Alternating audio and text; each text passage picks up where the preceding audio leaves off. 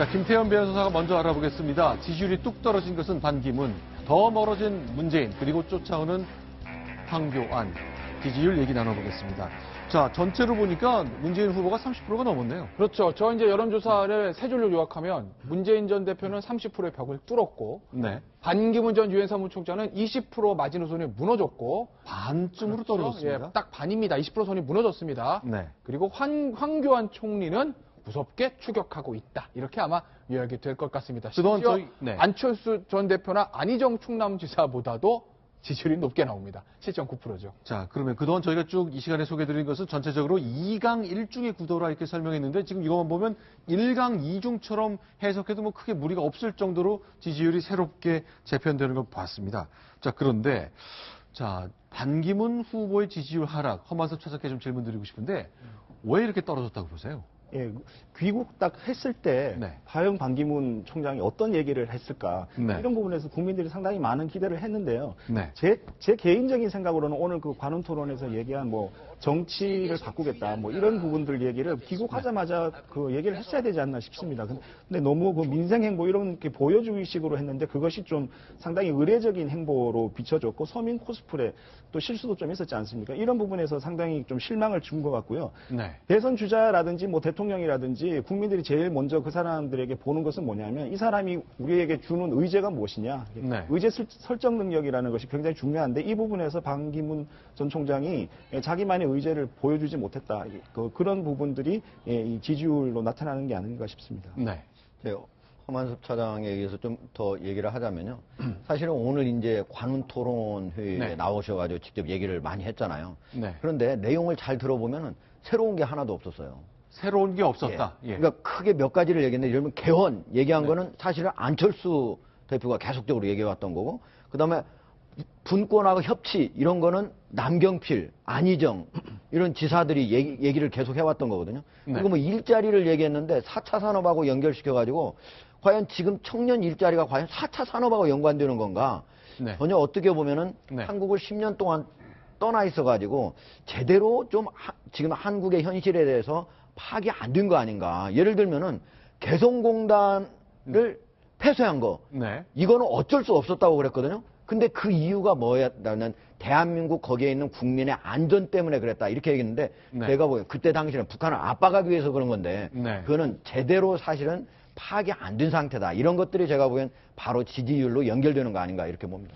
글쎄요, 외교부 장관하고 외교의 귀재라고 불렸던 외교부가 배출한 최대 인재라 부른 그가 개성공단에서 파악이 잘 안 됐다는 것 자체가 좀 놀라운 해석입니다. 그런데 반기문 유엔 사무총장한테 부담스러운 건 허만섭 차장께 좀 여쭤보고 싶은데 보수 진영, 그러니까 보수 유권자, 응답자가 봤을 때도 1등이 아니네요.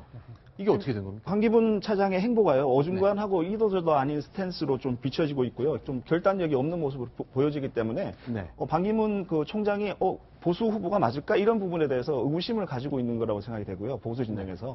지금 특히 주목해야 될 부분은 전 유승민 그 의원이라기보다는 황교안 그 대행이라고 생각되는데요. 네. 전체 여론조사에서 지금 반기문 전 총장이 16%고 황교안 대행이 그 7.9%가 8%인데요. 자, 그러면 반기문 총장에서 4%가 더 하락하고 황교안 권한대행이 그 4% 더 올라가면요, 그 12%로 동률이 되는 상황이 네. 됩니다.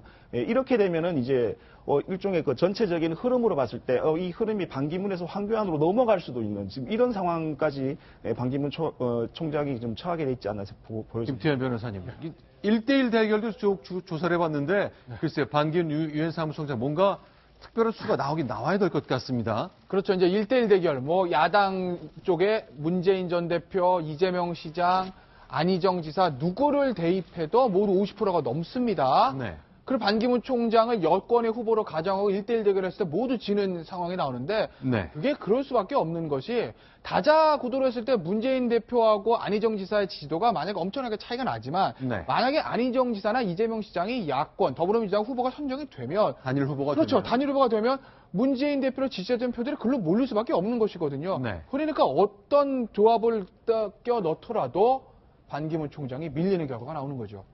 자, 그런데요, 이건 어떻습니까? 이제 그동안 반기문 유엔 사무총장이 귀국한 이후에 다양한 일들, 구설에 오른 것도 있고, 압박을 받은 것도 있고 그랬거든요. 대선 호감도를 보니까 글쎄요. 비호감이 60%, 호감이 33%에 그쳤습니다.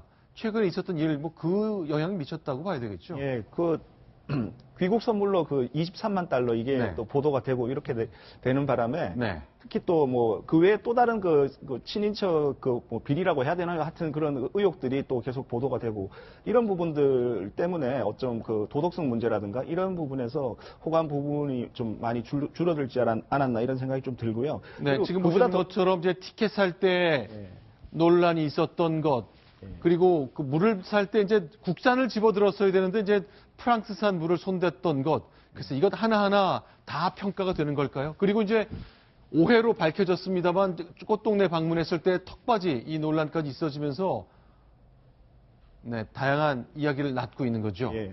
그리고 보다 근본적인 이유는 네. 그 어떤 그 논란이 되고 있는 이슈에 대해서 본인의 입장을 명확하게 밝히고 예, 그런 어떤 선택을 나는 이렇게 했다. 그리고 이런 부분이 맞으니까 이렇게 좀 따라와 줬으면 좋겠다. 이런 식으로 좀 설득적인 메시지를 줘야 되는데 그런 부분에서 너무 좀 몸을 사리신 게 아닌가 이런 생각이 좀 들기도 합니다.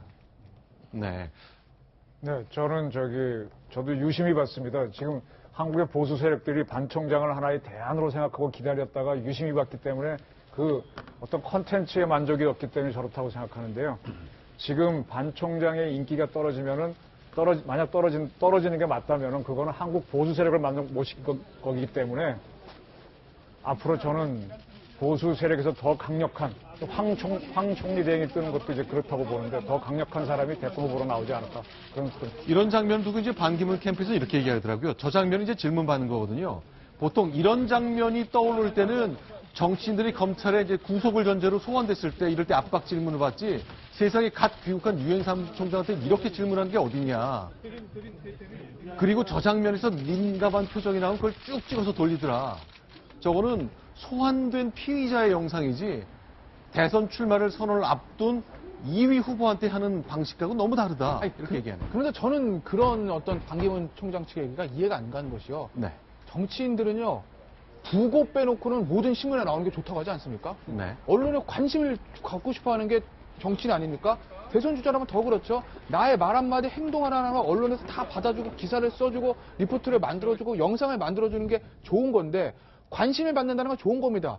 그걸 본인이 카메라 꼴 받고 기자들이 마이크를 드러낼 때마다 그걸 적극적인 본인의 메시지를 설파를 함으로써 네. 긍정적인 기사를 생산하면 되는데 그게 안 되는 거 아니겠습니까? 네. 그러니까 지금 부정적인 기사가 나갈 수밖에 없는 건데 나에게 관심 꺼 이렇게 말씀하시면 글쎄요 대선 못 치르실 것 같은데 저는 그런 태도라면 언론이 좀 적극적으로 활용할 수 있는 방안들을 좀 생각을 해보셔야 될 것 같습니다.